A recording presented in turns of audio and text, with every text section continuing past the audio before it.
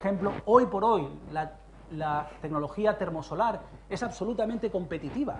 En Canarias el 99% de la electricidad se genera importando petróleo, que no tiene sentido, que es carísimo cuando tienes sol, viento y mareas que lo pueden generar a un precio bastante más competitivo.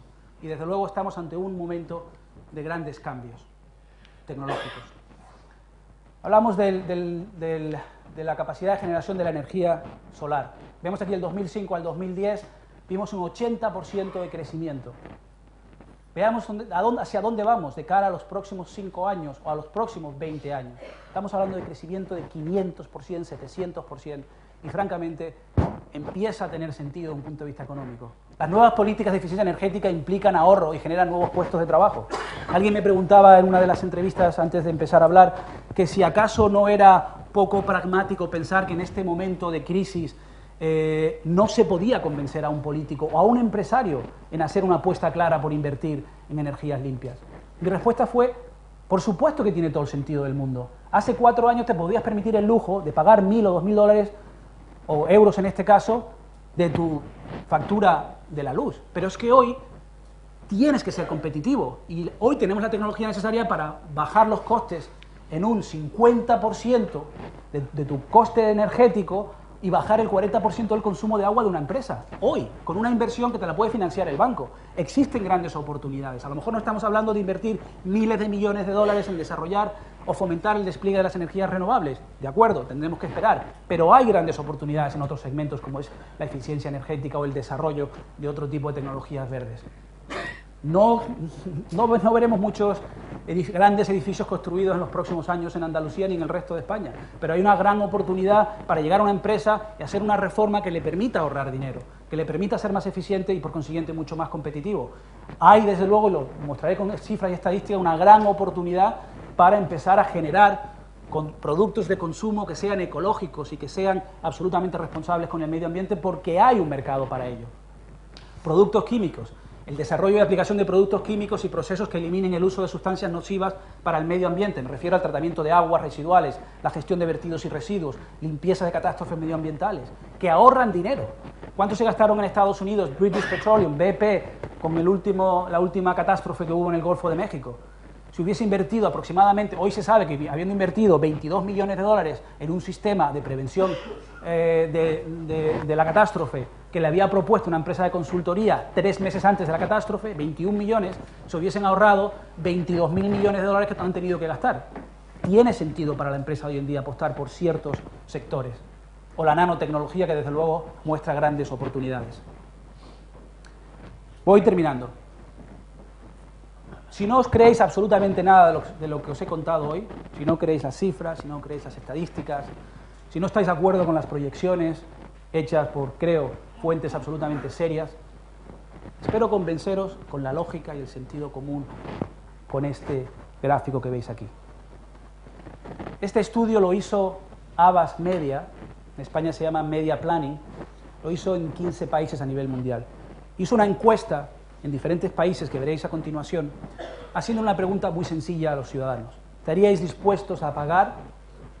¿Estaríais dispuestos a consumir productos verdes y ecológicos al mismo o menor precio que los convencionales? Sorpresas. El 62% de la población, en primer lugar, reconoce que el cambio climático es un problema que les afecta de forma directa. 62% de la población, más de la mitad. El 72% sería más verde, entre comillas, si hubiera una mayor variedad de productos al mismo o menor precio. En otras palabras, si te dan a elegir entre una lechuga verde y ecológica y orgánica o una lechuga muy bonita pero con químicos y procesada que viene de 4.000 kilómetros, probablemente por el mismo o menor precio, probablemente la mayoría de nosotros optaría por ese producto. El 91% de las personas ven a las empresas y al gobierno como los principales responsables en su lucha contra el cambio climático.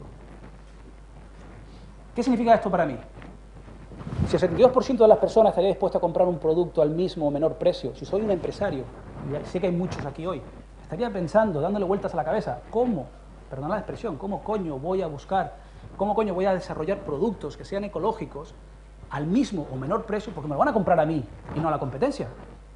Existen grandes oportunidades. Y si hay políticos aquí, os diría que tengáis mucho cuidado, porque el 91% de las personas le echa la culpa al tema del cambio climático y busca que la solución venga o del gobierno o del empresario. Es muy triste que no asuman responsabilidad individual, pero bueno, eso es para otro día. Pero desde luego hay grandes oportunidades.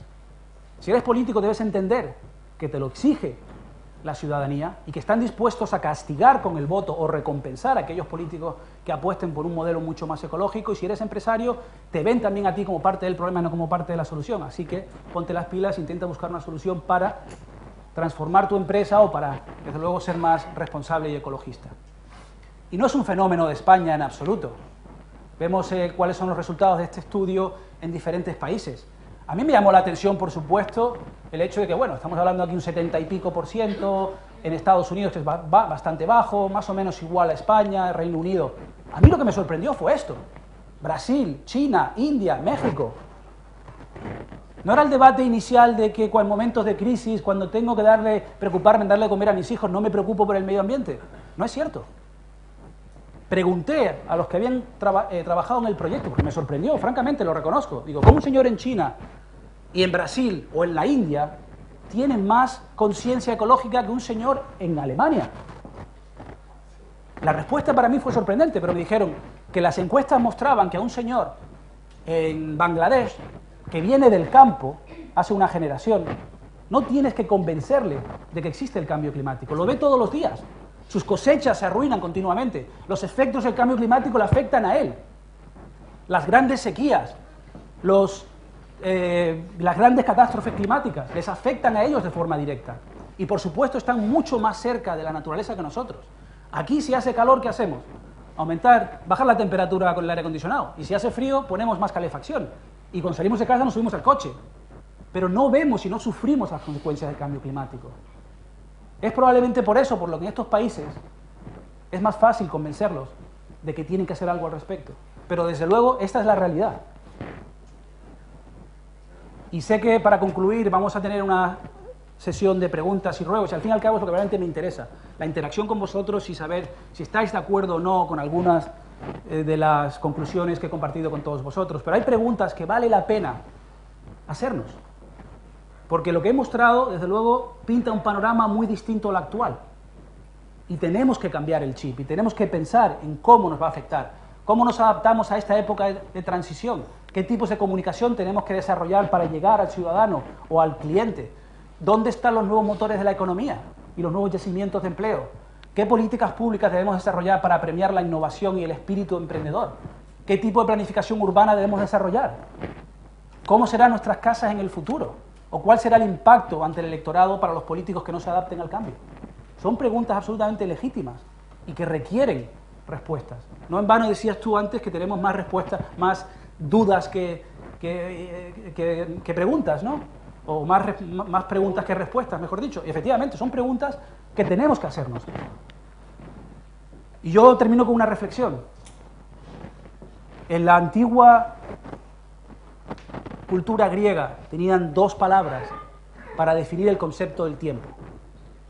Hablaban del tiempo cronos, que es el tiempo que conocemos todos, el tiempo lineal que podemos medir, una hora, un día, un mes, un año. Pero luego hablaban, y tenían un término muy interesante para hablar del tiempo, haciendo referencia a la palabra kairos. Y kairos para los griegos era un momento de grandes cambios, el momento a raíz del cual todo cambia. 5 señores se reúnen en casa de un amigo, un joven, en Egipto, inician una movilización ciudadana para quejarse y 6 semanas más tarde hay una revolución en Egipto. Se marca un antes y un después en ese momento, Kairos.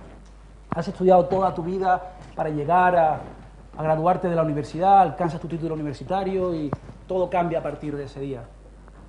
Son momentos, Kairos, aquellos en los que ya nada a partir de ese momento volverá a ser igual.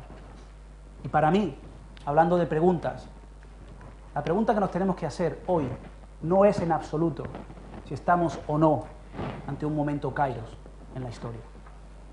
Lo estamos. El que no quiera verlo, en mi opinión, es miopía de cara al futuro. La pregunta tiene que ser si estaremos dispuestos o no, si seremos capaces o no de aprovechar esta oportunidad que nos da esta crisis económica para reinventarnos, para apostar por un modelo económico absolutamente distinto y sostenible. Sostenible porque tiene sentido en el futuro. porque es rentable y porque es una ventaja económica y un diferenciador de nuestra economía. Si seremos capaces o no de aprovechar esta oportunidad para apostar por un mundo mucho mejor, más sostenible y ser más responsables con la próxima generación. Gracias.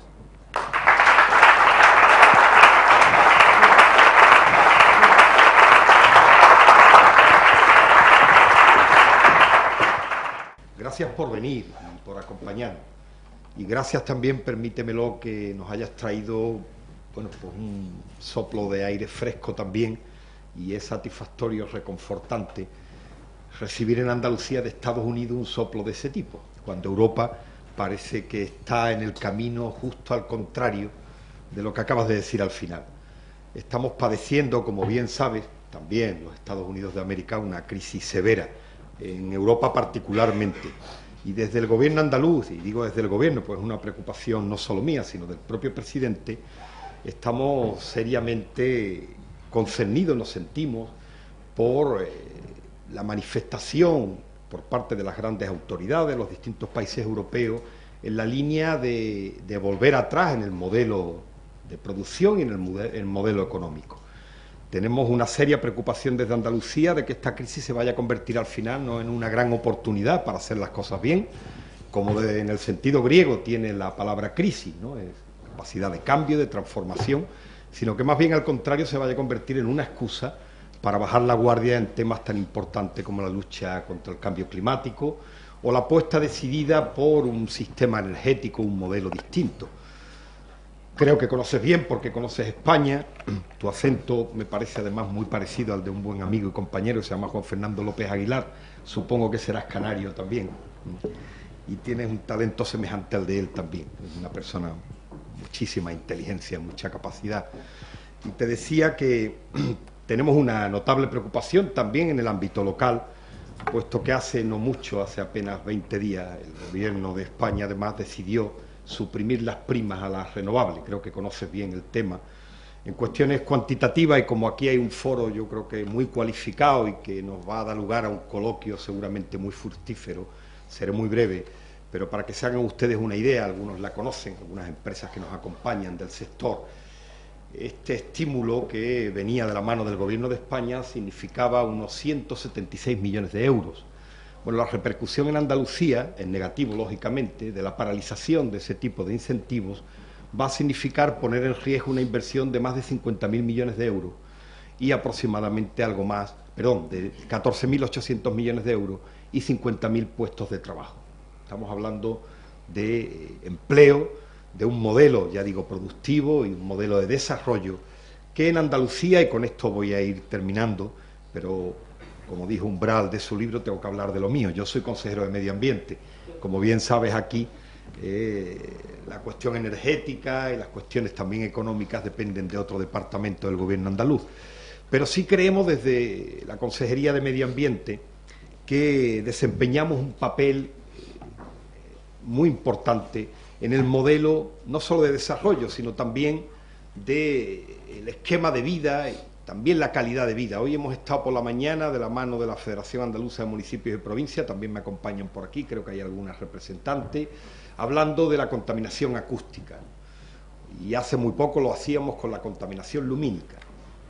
Ya cuando hablamos del lince o el águila imperial, ya aquí hace muchísimos chistes. No sé si sigues un poco la prensa andaluza, pero somos objeto de mucha mofa porque nos dedicamos a salvar una especie o a proteger a la gente de la agresión que supone el exceso de iluminación o la agresión que para el 25% de los europeos supone también la contaminación acústica. Bueno, en esa línea hemos entendido que no solo hay una cuestión que tiene que ver con los valores y con un proyecto de gobierno también socialdemócrata como el nuestro, cuál es el de la protección y la conservación de uno de los espacios privilegiados del planeta, uno de los puntos calientes, que es Andalucía.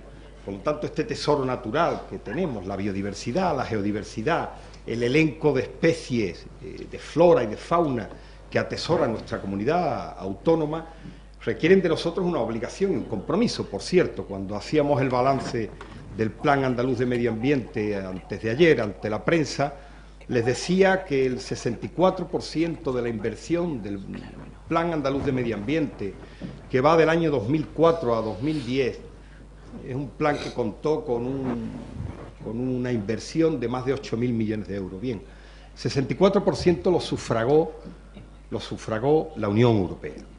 O sea, quiere decir que hay 27 países que solidariamente invierten en Andalucía en favor del medio ambiente. Eso merece, lógicamente, un respeto y una correspondencia.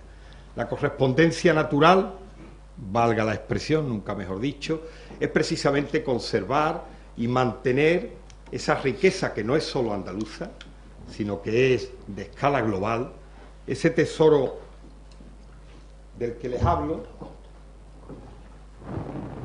que se configura en la red de espacios naturales más importante de Europa, uno de los patrimonios forestales, también me acompañan las empresas forestales de Andalucía, más importantes también de Europa, el 53% de nuestro territorio es patrimonio forestal, la media en Europa el 31%, en España el 17%, por lo tanto tenemos una riqueza, y ahora les diré por qué desde el punto de vista económico, o bien las políticas que han ido destinadas en el marco de las ciudades, donde vive el 80% de los ciudadanos de Andalucía, en materia de gestión de residuos, de eficiencia energética, de movilidad sostenible, etcétera.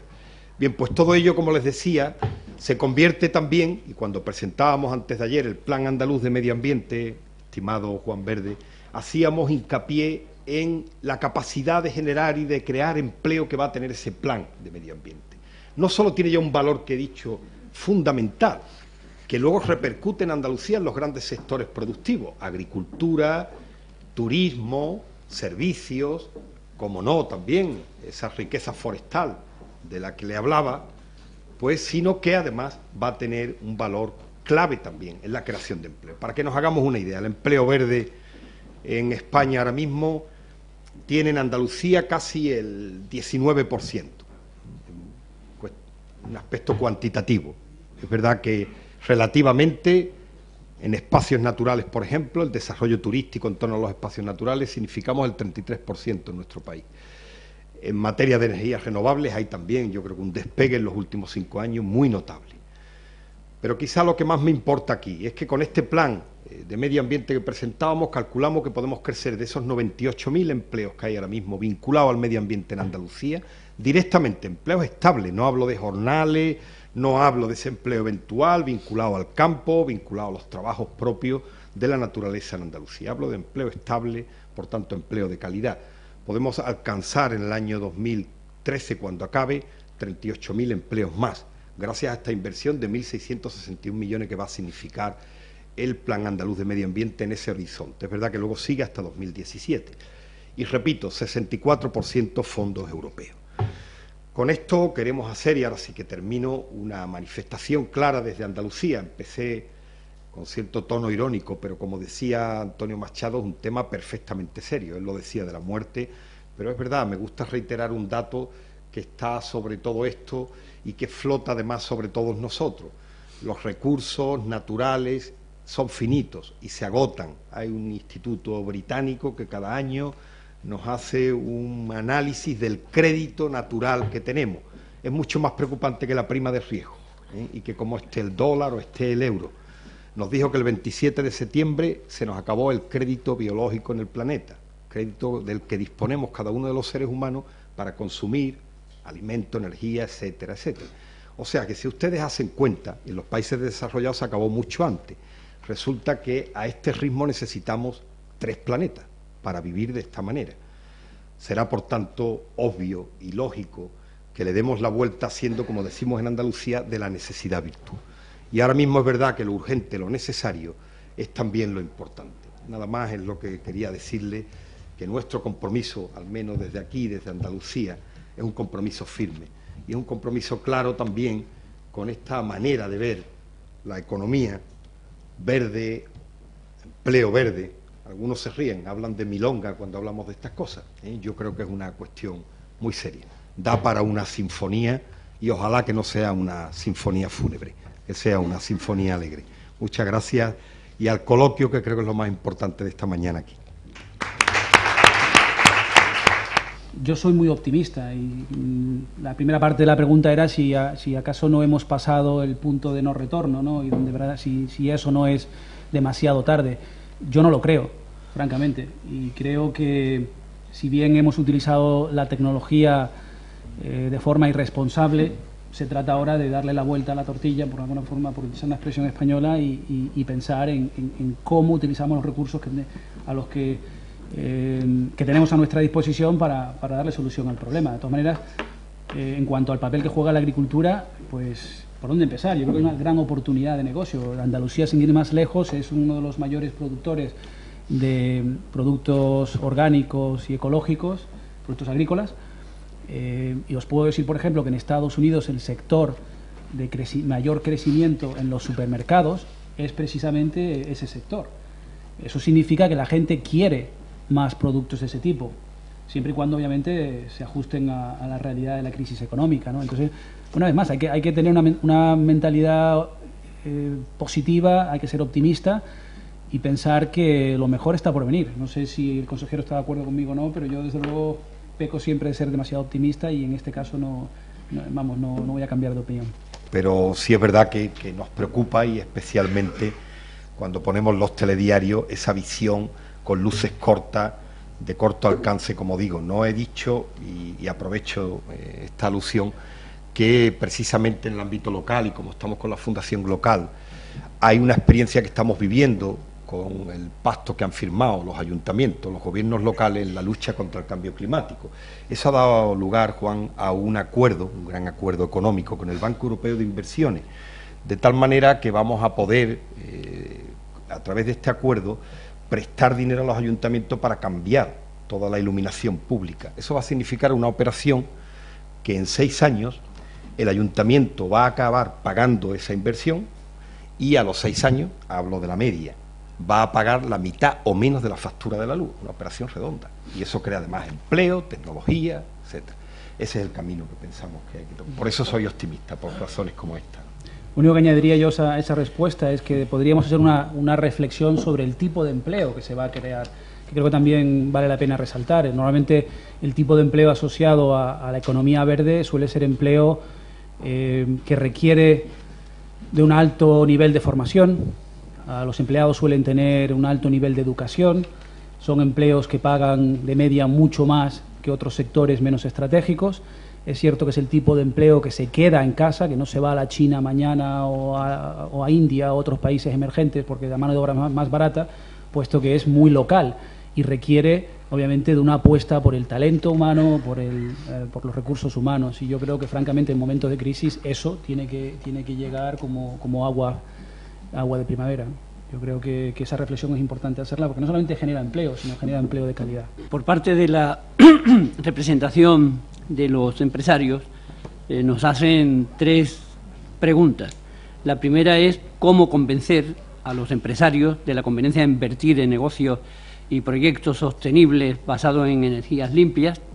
La segunda es cómo ha cambiado su opinión la clase política americana sobre la conveniencia de desarrollar políticas sostenibles basadas en las energías renovables y cómo deben